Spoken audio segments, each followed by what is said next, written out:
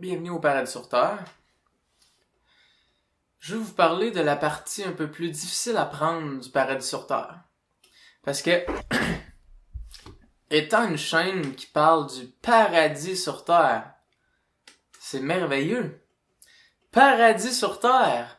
Paradis sur Terre! C'est quelque chose que je veux voir, c'est clair. Le paradis sur Terre. Ça coche, montre-moi comment. Mais, pour faire en sorte de voir réellement le paradis sur Terre, il y a une partie moins agréable et essentielle, indispensable, qu'on ne peut passer à côté si on veut arriver au paradis sur Terre. Le paradis sur Terre n'est pas une fantaisie, ok? Et si elle n'est pas une fantaisie, ça veut dire qu'elle est vraie. Et si elle est vraie, ça veut dire qu'elle comprend d'accepter les choses telles qu'elles le sont. OK?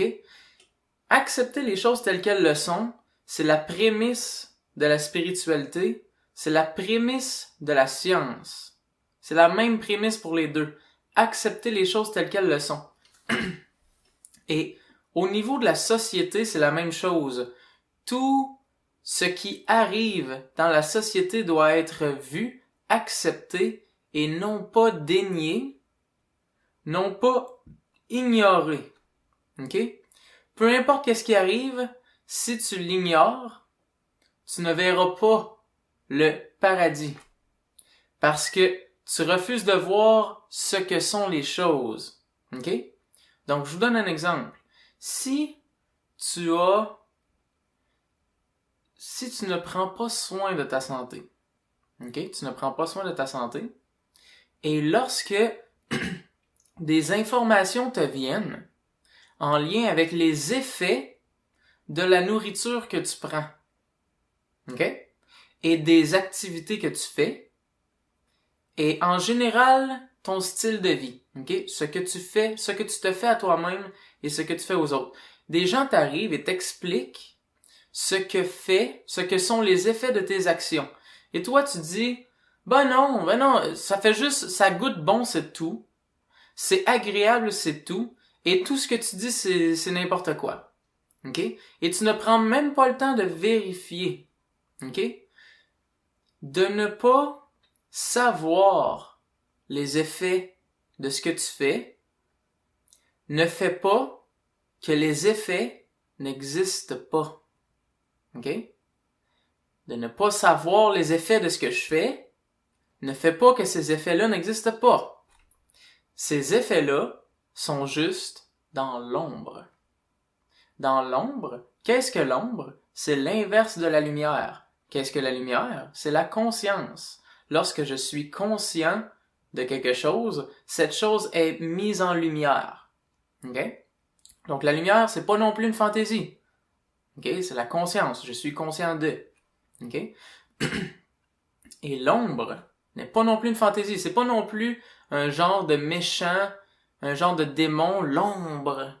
Non. L'ombre est ce que l'on ne voit pas, mais qui a tout de même un effet, qui agit tout de même, qui fait tout de même quelque chose. OK? Et c'est dans mon intérêt de rendre l'ombre lumière. Donc, de rendre ce que je ne vois pas, que je le vois. OK?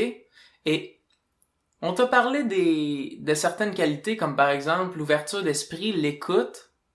Et peut-être que certains d'entre vous n'ont pas compris pourquoi je devrais être ouvert d'esprit. Pourquoi je peux pas juste comme débattre avec tout le monde puis rabaisser les idées de tout le monde en disant que mon idée c'est celle-là qui a raison.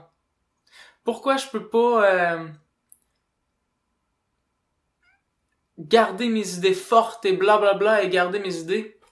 Parce que les choses sont comme elles le sont, peu importe ce que tu penses, peu importe ce que tu dis, peu importe à quel point t'es fort pour défendre tes idées, à quel point t'es fort pour croire que quelque chose est vrai, peu importe, même si t'appelles ça la foi, puis tu dis ma foi est inébranlable, mais dans le fond, tu crois en quelque chose, et tu es fermé à l'idée que quelqu'un d'autre puisse t'amener quelque chose qui pourrait être vrai, qui est en dehors de ton système de croyance actuel. OK? Mais c'est d'une importance capitale que l'on fasse ça, que l'on s'ouvre d'esprit. C'est d'une importance capitale que l'on s'ouvre d'esprit. Du moins si tu veux voir le paradis ou tu ne veux pas voir l'enfer. OK? Parce que si le paradis est sur terre, l'enfer peut aussi être sur terre. OK? Puis qu'est-ce que serait l'enfer? C'est pas pour vous faire peur, OK? C'est pas pour vous faire peur. L'enfer est une métaphore pour exprimer qu'est-ce qui arrive lorsque les choses tournent vraiment mal. OK? On passe au travers une période qui se vit comme l'enfer. Voilà pourquoi on a des expressions de genre « c'est l'enfer, ça ». C'est vraiment l'enfer de vivre ça. OK? Et là, je vais vous faire comprendre quelque chose, OK? Si on arrive à vivre une situation qui nous fait vivre l'enfer, mais que réellement, on n'était pas au courant des effets de ce que l'on faisait et que là, on vit les conséquences de ce que l'on vit. C'est différent un peu de si on était au courant de ce qui arrive, OK? Si on n'était pas au courant de ce qui arrive, c'est juste très malheureux, OK? C'est juste très dommage et c'est autant douloureux. C'est autant douloureux, OK? Parce que l'on passe au travers une étape, on passe au travers une phase, on passe au travers une période qui est vécue comme l'enfer, qui est douloureuse, due aux effets de nos actions, que l'on n'était pas conscient qu'il y avait cet effet-là. OK? Mais là, si on est conscient, si on a la possibilité d'être conscient de plein de choses qui ont un effet sur nous, si on a la possibilité d'être conscient et qu'on refuse de prendre l'information qui nous rend conscient de ces choses-là, des effets de ce que l'on fait sur nous-mêmes, là, on devient plus responsable des conséquences qui nous arrivent. Et donc, c'est différent, quoique ce soit pareil au niveau des effets. Je reviens.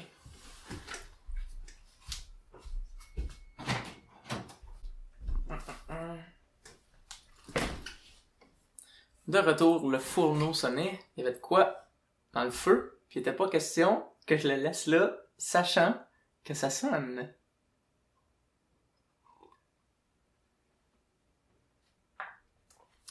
Donc, de quoi je parle? Parce que pour l'instant, c'est encore un peu abstrait ce que je viens de dire. Je parle de quelque chose. Je parle de quelque chose d'important. Mais qu'est-ce que c'est que ce quelque chose-là? C'est beaucoup de choses. OK? Il y en a beaucoup à parler. Et ce n'est pas dans cette vidéo-là que je vais pouvoir amener tout qu'est-ce que tu as à savoir, OK? Parce que c'est un processus. Puis il y en a beaucoup. Mais je veux te faire prendre le premier pas, OK?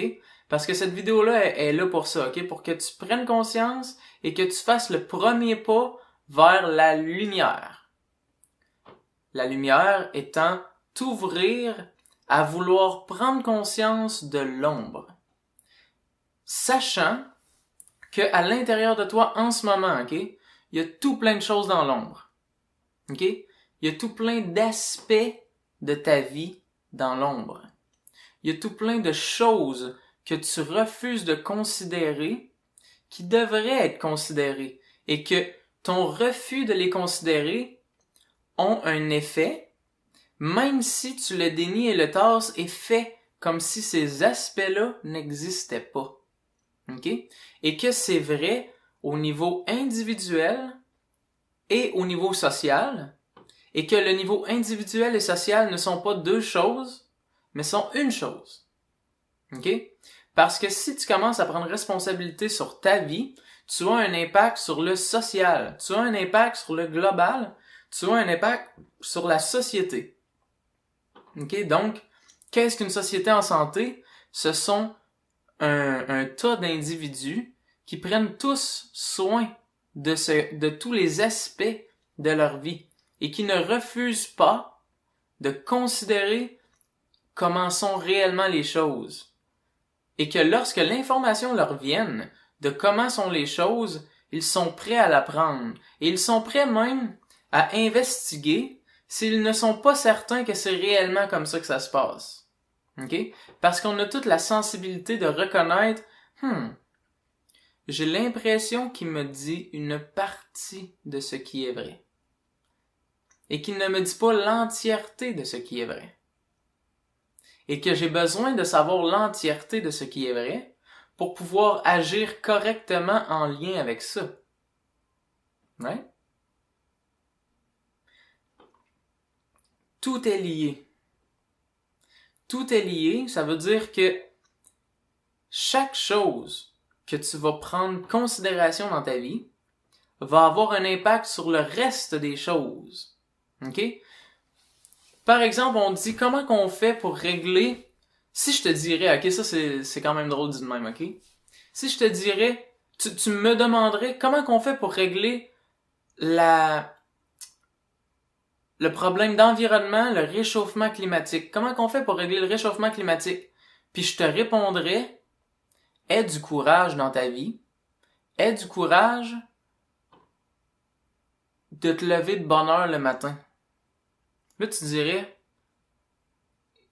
je pense que t'as pas pris le temps de réfléchir comme du monde. Je te parle du réchauffement climatique. Comment que je fais pour régler le réchauffement climatique? Là, je te dis, ouais. Aie le courage de te lever de bonne heure le matin.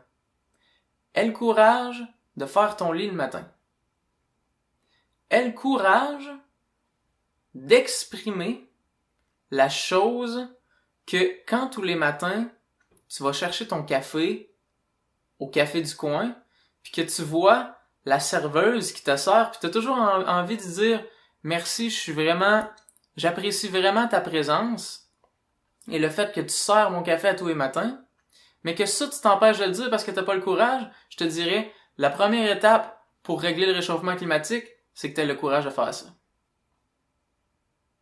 Là, tu vas me dire, comment ça? Explique-moi. Si tu oses me demander ça, si tu ne fais pas que me critiquer en me disant c'est n'importe quoi ce que tu me dis, si tu es curieux, tu vas me demander pourquoi tu dis ça. Est-ce que ça fait du sens que tu dises ça? Si ça fait pas de sens, je vais le savoir en te demandant comment ça en fait du sens. J'aimerais comprendre. OK? Comment ça en fait du sens? Parce que regarde bien. Les actions que l'on pose relèvent de nos valeurs. OK? Et tous les gens qui créent une initiative et font les premiers pas dans la direction d'un changement ont du courage. Ils ont du courage parce que n'importe quel changement demande du courage. Parce que ça demande à ce que tu vas devoir parler de ce changement-là, qui est quelque chose de nouveau. Et lorsque c'est quelque chose de nouveau, ça va se faire critiquer, ça va se faire remettre en question, ça va se faire descendre et dire que c'est pas correct, ça va se faire passer par plein de tests. OK? Et le courage est une des valeurs qui va faire en sorte que tu vas continuer d'en faire en sorte que ça arrive. Et de dire merci à la personne que tu n'oses pas dire merci le matin est un pas vers le courage qui est un pas vers implémenter cette valeur-là à l'intérieur de toi, qui va ensuite t'aider à te diriger vers des actions, vers d'autres initiatives de courage. OK? Donc, ce que je suis en train de te parler, OK, c'est ce qu'on appellerait, OK, pour pas être trop technique, la pensée en système. OK? Penser en système. Puis c'est pas juste penser en système. La vie est un grand système et tout est interrelié. Toutes les valeurs que tu réussis à intégrer et à vivre et à exprimer vont ensuite être émanées envers tous les gens que tu vas rencontrer. OK? Tous les gens, toute la journée. Non seulement ça, ils vont changer la manière dont tu agis, ils vont changer les actions que tu choisis de faire, donc les choix que tu fais dans la vie. Ils vont peut-être même ils vont peut-être avoir des changements dramatiques dans ta vie. Parce que à force d'implémenter des valeurs, on se met à re-questionner notre style de vie parce que notre style de vie était en accordance avec les valeurs que l'on n'implémentait pas auparavant. OK? Et là, puisqu'on est de plus en plus l'exemple d'être des valeurs, il y a des choses que l'on a dans notre style de vie qui ne font plus de sens. OK? Donc, par exemple, j'avais de la négligence. Je me négligeais et je prenais des douches de 40 minutes. Et là, puisque je ne me néglige plus, tout d'un coup, naturellement, je suis attiré vers prendre des douches peut-être froides parce que ça m'énergise, et de 5 minutes. OK? Vois-tu, je commence déjà, sans même le vouloir, d'avoir un impact sur le réchauffement climatique parce que je diminue mon impact énergétique. Puis là, je viens de donner juste un tout petit exemple parce qu'il y a beaucoup plus de choses à changer dans le réchauffement climatique. Puis de toute manière, cette vidéo-là est pas pour le réchauffement climatique particulièrement, elle est pour vous faire comprendre votre place dans tout ça. Comment tout ça fonctionne et comment ça, que vous ayez un sens de direction dans tout ça. OK? Comment créer le changement dans la société. OK? Et tout ça implique que, en implémentant une valeur à la fois, OK? Par exemple, le courage, par exemple, la détermination, peu importe, OK? Cela va avoir un impact sur ce que vous osez considérer. Parce que j'ai parlé des aspects qui sont dans l'ombre, OK? Ces aspects-là restent dans l'ombre pour une raison. OK? Quelle est la raison pour laquelle ces aspects-là restent dans l'ombre?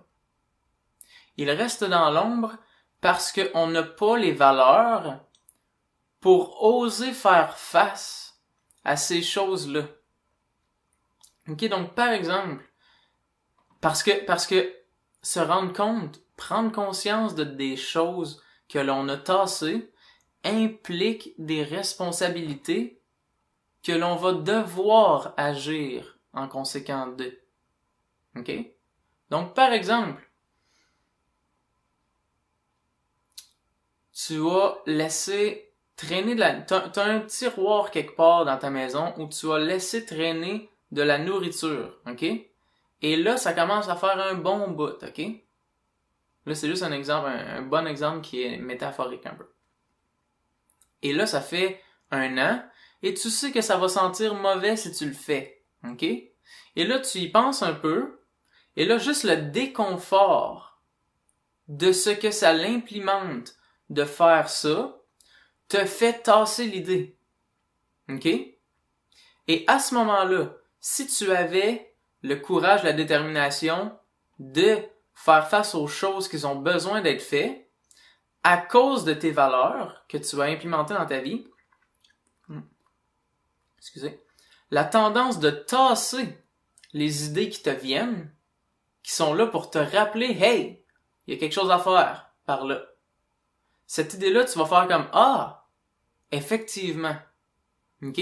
Mais si tu n'as pas cultivé les valeurs qui vont te faire considérer ces idées-là, tu vas la tasser parce que tu vas dire, ah, ça me tente pas, c'est chiant, ça va sentir mauvais, puis ça va être long, ça va prendre une partie de ma journée, puis plein de raisons. Finalement, tu le fais pas. Là, 6 mois après, l'idée te revient. Ça fait 6 mois, ça se peut que ça soit encore pire que la dernière fois, ça me tente encore moins. Parce que j'ai pas cultivé mes valeurs. Parce que de toute manière, je considère que j'en ai pas besoin des valeurs. Je n'ai pas besoin des valeurs, j'ai pas besoin d'ouverture d'esprit, moi. J'ai pas besoin de courage. Regarde, tout va bien dans ma vie. Et là, un autre 6 mois.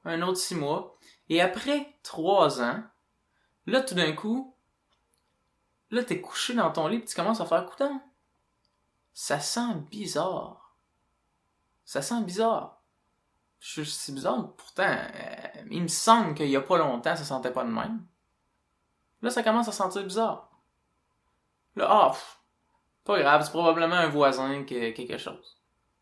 Fait que là, tu passes le temps, puis à un moment donné, coudonc, le voisin, il nettoie pas ses affaires, il nettoie pas ses choses. Puis là, tu commences à te demander, là, tu commences à suivre l'odeur. Mais c'est désagréable de suivre l'odeur. Parce que quand on suit l'odeur, on suit ce qui n'est pas correct, entre parenthèses. Ça sent de plus en plus fort, plus on se rapproche de la source. Donc, c'est de plus en plus désagréable, plus on se rapproche de la cause. OK? Donc, on sent, puis tabarnak, ça sent vraiment fort, là. On dirait que je vais être malade si je continue. Mais si je revire de bord, je saurais pas c'est quoi, puis ça va continuer à s'amplifier. Donc, je vais continuer à avancer dans cette direction-là. J'avance. Puis là, à un moment donné, la porte. Le garde-robe. Tout ça, la nourriture que j'ai laissée dedans. Là, tu ouvres. Tabarnak. Là, je pourrais même pas, je vais devoir me mettre un masque. Je m'en vais m'acheter un masque. Puis là, regarde, déjà là, j'ai une prise de responsabilité. Il y en a qui vont dire, non, laisse ça là. Non, laisse ça là, on déménage. Quoi? Ça va pas faire disparaître ça, là. Donc, tu y vas. Puis là, tu commences à ouvrir les choses, ok, c'est à en rendre malade. Des fois, ok. Des fois, ça a resté là tellement longtemps, ok, que c'est à en rendre malade. Tu prends les mesures. Tu te mets un masque, tu fais quelque chose, ok?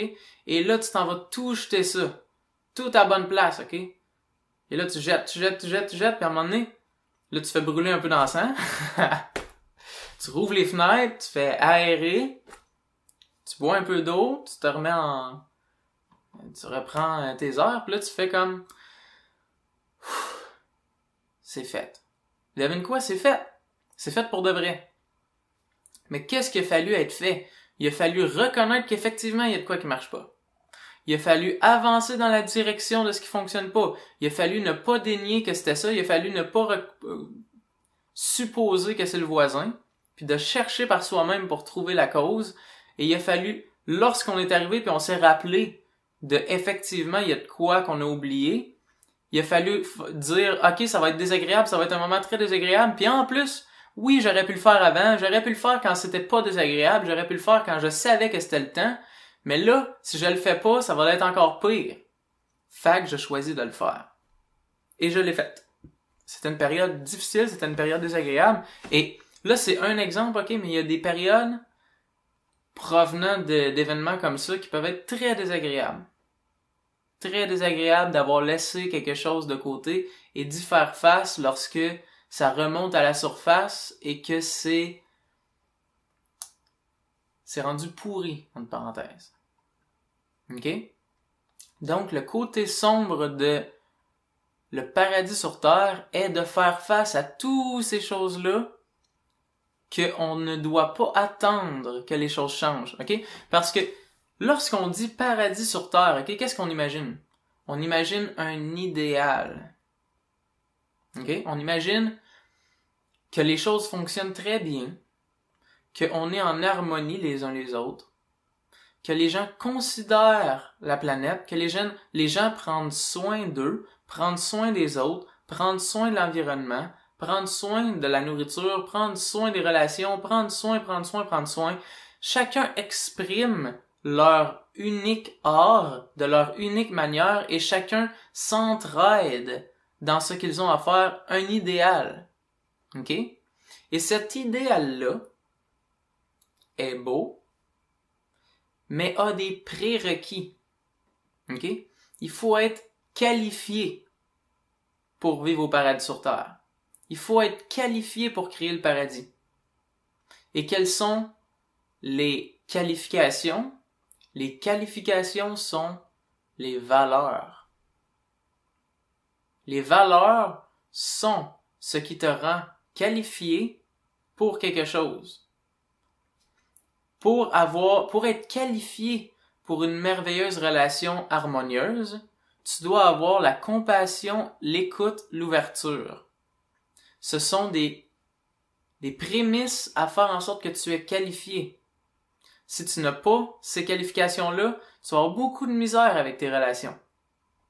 Si tu veux faire en sorte que tes désirs arrivent dans la vie, tu vas avoir besoin de la détermination, la continuité de propos, le courage,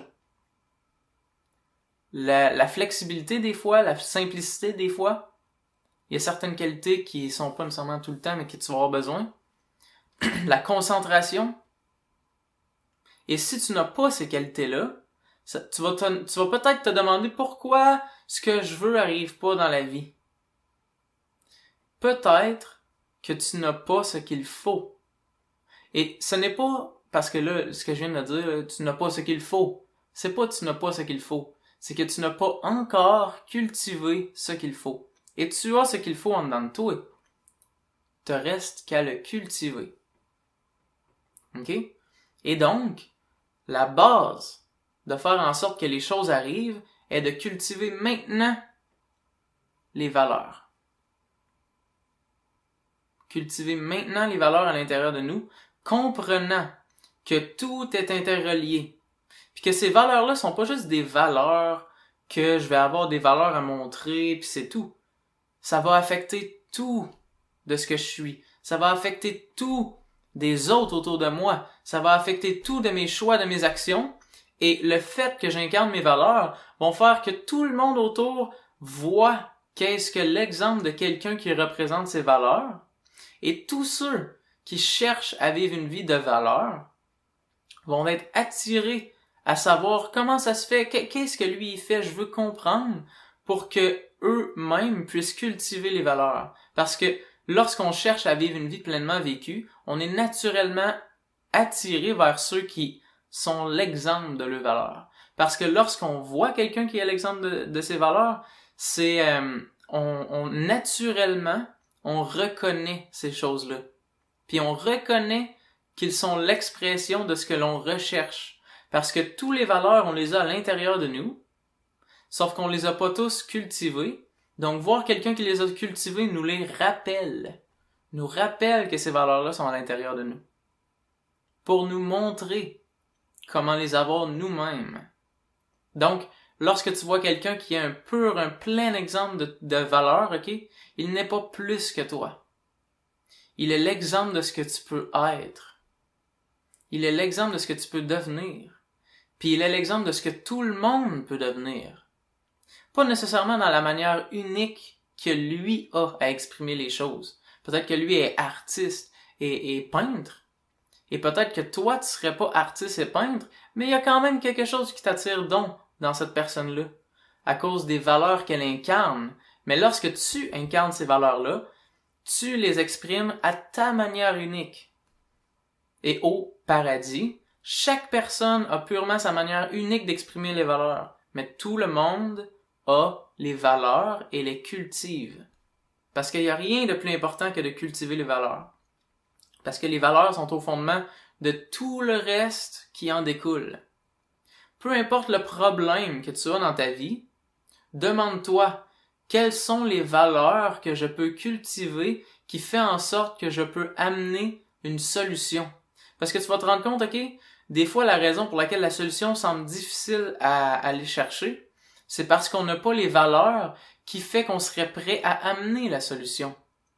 Parce que lorsque les solutions nous viennent en tête, ils nous semblent tellement déconfortables qu'on n'a pas le courage de le faire. Donc on tasse cette solution-là, on cherche une autre solution qui correspond à nos valeurs actuelles, mais on n'en a pas. Il n'y en a pas actuellement. Parce que qu'est-ce qui est demandé en ce moment? Il est demandé qu'on cultive nos valeurs pour être prêt à accueillir des solutions qui en ce moment on n'est pas capable de prendre. Donc, qu'est-ce qui nous est demandé en tant que société?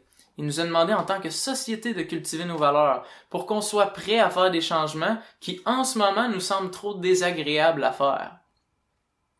Parce que le problème, par exemple, de la pollution, on sait qu'il y a un problème de pollution, mais est-ce qu'on est prêt à accepter les changements qui impliquent plein de déconfort? Ou est-ce qu'on va se plaindre de la pollution, mais en même temps, on va se plaindre des changements que la société fait pour enlever la pollution? Ah, parce que j'aurais plus droit à toutes mes affaires que j'achète qui sont dans des plats de plastique. Je les aime, moi, les affaires. Qu'est-ce que le gouvernement a à choisir pour moi que j'aurais plus droit à mes plats de plastique? Ils ont pas le droit de faire ça. Ah, mais pourquoi mon gouvernement fait la pollution? Pourquoi ma société fait la pollution? Ils sont vraiment pas corrects. Pourquoi je me plains? Pourquoi je me plains si je suis pas prêt à faire partie de la solution? Ou si je suis pas prêt à cultiver les valeurs qui vont faire en sorte que je vais être capable de faire partie de la solution. Parce que si je veux faire partie de la solution, il va falloir que j'aie les valeurs pour faire en sorte de faire partie de la solution. Et prêt à faire face à des déconforts. Oui. Toujours. Certain. Je te garantis, je suis désolé. Je suis désolé, ok? Mais il n'y aura pas de changement sans déconfort. Je te garantis des déconforts, ok? Et non seulement je te garantis des déconforts, je te garantis des déconforts encore plus forts si on n'est pas prêt à faire face à ces déconforts-là dans le changement. Parce que sinon, le changement va arriver avec les répercussions des changements que l'on n'a pas fait. OK? Puis, peut-être qu'en ce moment, OK, j'en parle, puis je touche pas totalement au point précis de où sont tous les endroits où c'est qu'on a besoin de changement. Mais c'est parce que je crois que, en cultivant les valeurs, OK, on va être capable de reconnaître quels sont les problèmes et quelles sont les solutions. Parce que, pour de vrai, là, pour créer un changement, OK, qui nous mène vers le paradis, OK, c'est même pas grand-chose, OK, c'est simple, qu'est-ce qu'il y a à faire. C'est simple. C'est simple de choisir de prendre la nourriture organique. C'est simple de arrêter, de le mieux qu'on peut, pas prendre des choses en plastique. C'est simple de prendre soin de sa santé, puis de faire un peu d'exercice, puis c'est simple de s'instruire et de faire quelques recherches sur quels sont les outils que j'ai à ma disposition pour prendre soin de ma santé. C'est simple d'écouter l'autre dans les relations lorsque je parle à quelqu'un. C'est simple. Tout est très très simple. Créer un changement, OK, des plus grandioses est extrêmement simple. C'est pas vrai que c'est compliqué. C'est pas vrai que c'est des grandes choses qui demandent plein d'affaires, OK? Oui, ceux qui décident de plonger dans un combat, en parenthèse, précis, va devoir se cultiver sur plein de choses, comment ça fonctionne et tout, OK? Mais en tant qu'individu, c'est simple de faire les changements. Pourquoi on le fait pas si c'est simple? C'est parce que c'est pas une question de complexité la raison pour laquelle on le fait pas. C'est pas une raison parce que c'est trop compliqué qu'on le fait pas. C'est parce qu'on n'a pas le courage de le faire. On veut pas faire face au déconfort. Et pourquoi ça devient compliqué? Parce qu'on tente d'arriver à faire le changement sans faire face au déconfort. Ce qui ne fonctionne pas. Ce qui ne fonctionne pas. On doit faire face au déconfort. Puis si on refuse de faire face au déconfort, qu'est-ce qu'on fait? Notre solution, plutôt qu'être une solution, elle devient une compensation. OK? On compense dans d'autres choses. Et on tente de recréer ce qu'on avait, mais d'une manière compensatoire, d'une manière moins pire, d'une manière comme ci, comme ça. Mais non, ce qu'on veut, c'est la solution. Littéralement, directement. Solution. Puis c'est simple. C'est pas compliqué de régler tes problèmes mentaux. Mais c'est ben trop déconfortable de méditer 10 minutes. C'est ben trop déconfortable d'être assis puis rien faire. Pendant 10 minutes puis de regarder ma respiration. J'ai pas le goût de faire ça. Fait que je vais aller voir le médecin. Puis il va me donner des médicaments qui fait comme si je ferais une méditation pour moi. Qui calme ma tête parce que moi je veux pas. Moi je refuse de faire ça. Tu vois? Je suis comme entre les deux, là. Je suis pas en train de te bâcher, mais en même temps je parle des vraies choses. De ce qu'on a réellement besoin. Puis qu'on arrête de refuser de voir ce qu'on a réellement besoin. Parce que c'est simple. C'est simple, c'est simple, c'est simple. Puis la journée où c'est que tu décides, OK, de tout accepter, tu penses que ta vie va être chavirée, puis ça va être donc difficile, puis qu'à partir de maintenant, ça va être difficile à tous les jours, mais c'est faux. OK? Ta vie va prendre une tournure où c'est que ça va être agréable, au contraire, OK? Puis ces moments difficiles-là, tu vas te rendre compte que tu peux t'amuser et trouver ça agréable. Parce que de faire des actions qui sont dans le déni des choses que tu as à faire, c'est pas vrai que c'est le fun. C'est pas vrai que c'est le fun. C'est plaisant sensoriellement, peut-être. Peut-être que c'est plaisant sensoriellement de prendre un sac de chips au grand complet. Mais c'est pas vrai que tu te sens bien. C'est pas vrai. Tu le sais en dedans de toi que c'est pas bien, mais tu le tasses. OK? Tu le tasses. Et c'est pas agréable. Puis oui, c'est agréable de prendre soin de soi. Peut-être que tu crois que non parce que tu n'as pas réellement essayé. Prendre soin de soi. Juste faire les petites actions en voulant ça, en réellement choisissant ça. Pas en se poussant, en voulant pas, puis en étant dans pleine contradiction, juste je veux faire ça, je veux prendre soin de moi. Et je cultive les valeurs parce que je considère, je vois que ça a de l'importance. Et je veux que cette vie-là ait de la valeur. Si je veux que cette vie-là ait de la valeur, je vais cultiver mes valeurs. Pas compliqué. Et tout le monde va en bénéficier. Tout le monde va te remercier. Tu vas voir, tout le monde va te remercier de cultiver tes valeurs. D'avoir de la gratitude pour la vie, les gens vont te remercier que tu remercies la vie. Parce que ton sourire d'être content de la vie va faire sourire quelqu'un d'autre. OK? Tout repose sur les valeurs.